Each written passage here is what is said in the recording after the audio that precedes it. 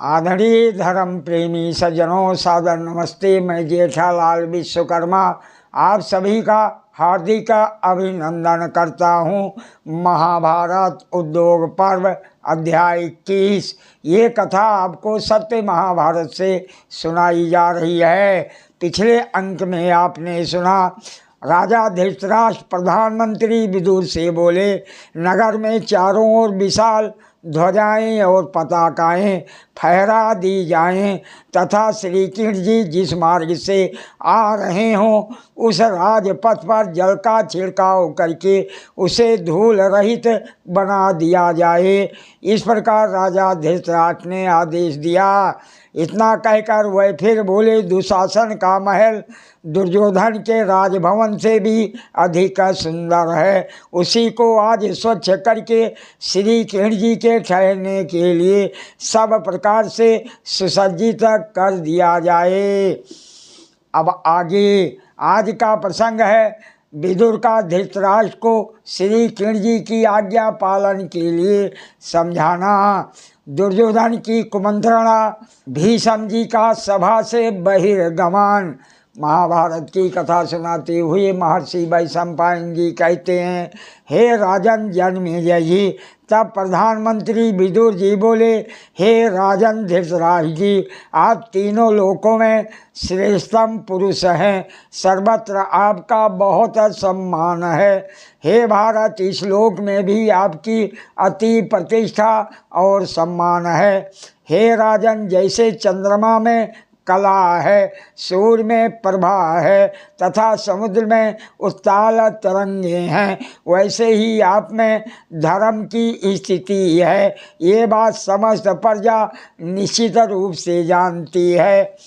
हे नरेश, आपके सद्गुण समूह से सदा ही इस संसार की उन्नति एवं प्रतिष्ठा हो रही है। अतः आप अपने बंधु बांधवों सहित सदा ही इन सद्गुणों की रक्षा के लिए प्रयत्न कीजिए। हे राजन, आप सरलता को अपनाइए। आप मूर्खतावश कुटिलता का आश्रय ले अपने अति प्रिय पुत्रों पौत्रों तथा सुहृदों का सर्वनाश मत कीजिए। हे राजन, श्री कृष्ण जी को अतिथि रूप में पाकर आप जो उन्हें बहुत सी वस्तुएं देना चाहते हैं, उन सब के साथ साथ वे आपसे इस समस्त भूमंडल को भी पाने के अधिकारी हैं।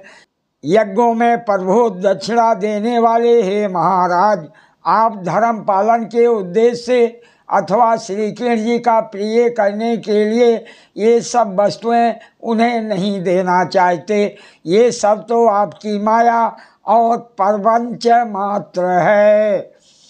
हे नरेश्वर, बेचारे पांचों भाई पांडव आपसे केवल 5 गांव ही पाना चाहते हैं, परंतु आप उन्हें वह ग्राम भी नहीं देना चाहते।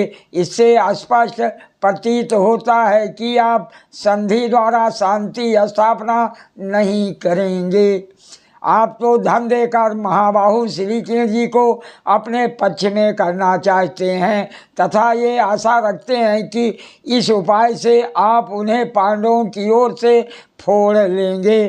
परंतु मैं आपको रहस्य की बात बताता हूँ। आप धन देकर कोई दूसरा उद्योग करके अथवा निंदा करके श्री कृष्ण जी को अर्जुन से पृथक नहीं कर सकते। श्री कृष्ण जी आपके द्वारा प्रदत्त वस्तुओं में से जल से भरे हुए कलश, पैर धोने के लिए जल तथा कुशल प्रसन्न को छोड़कर अन्य किसी वस्तु को स्वीकार नहीं करेंगे। हे महाराज, श्री कृष्ण जी दोनों पक्षों के कल्याण की इच्छा लेकर जिस उद्देश्य से इस कुरु देश में आ रहे हैं वही उन्हें उपहार में दीजिए। हे राजेंद्र, दशा कुल तिलक श्री कृष्ण जी आप दुर्योधन तथा पांडवों में संधि कराकर शांति स्थापित करना चाहते हैं। आप उनके आदेश का पालन कीजिए, इसी से वह संतुष्ट होंगे। हे महाराज, आप पिता हैं और पांडव आपके पुत्र हैं। आप वृद्ध हैं और वह बालक हैं। आप उनके साथ पिता के समान स्नेहपूर्ण बर्ताव कीजिए। वह आपके प्रति सदा ही पुत्रों की भांति श्रद्धा भक्ति रखते हैं। दुर्योधन बोला, हे पिताजी, अपनी मर्यादा से कभी ना डिगने वाले श्री कृष्ण जी के संबंध में विदुर जी ने जो कुछ कहा है वो सब ठीक है। जनार्दन श्री कृष्ण जी का कुंती के पुत्रों के साथ अटूट संबंध है, अतः उन्हें उनकी ओर से फोड़ा नहीं जा सकता।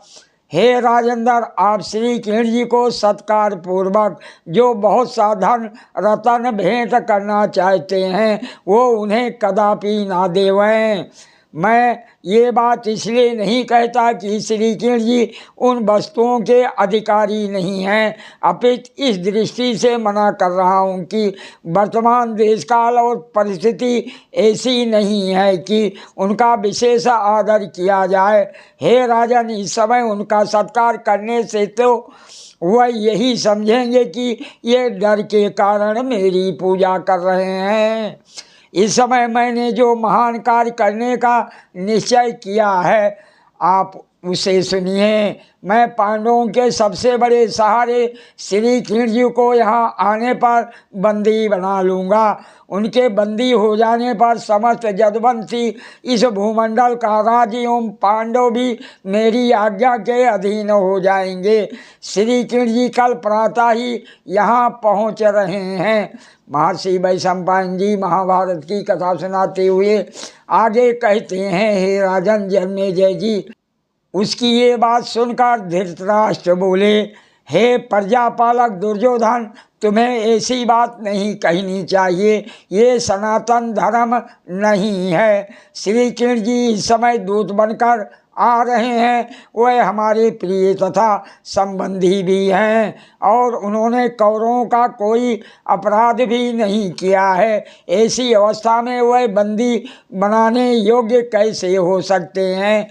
भीष्म जी ने कहा, है धृतराष्ट्र, तुम्हारा ये मंदबुद्धि पुत्र काल के बस में हो गया है। ये अपने हितैषी सुहृदों के समझाने पर भी अनर्थ को ही अपना रहा है, अर्थ को नहीं।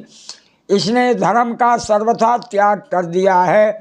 अब मैं इस मूर्ख पापी एवं क्रूर दुर्योधन की अनर्थ भरी बातें किसी प्रकार भी सुनना नहीं चाहता। महर्षि वैशंपायन जी कहते हैं, हे राजन जन्मेजय जी, ऐसा कहकर भरतश्रेष्ठ सत्य पराक्रमी वृद्ध पितामह भीष्म अत्यंत क्रुद्ध हो उस राजभवन से उठकर चले गए। सादर प्रणाम। जय श्री कृष्ण।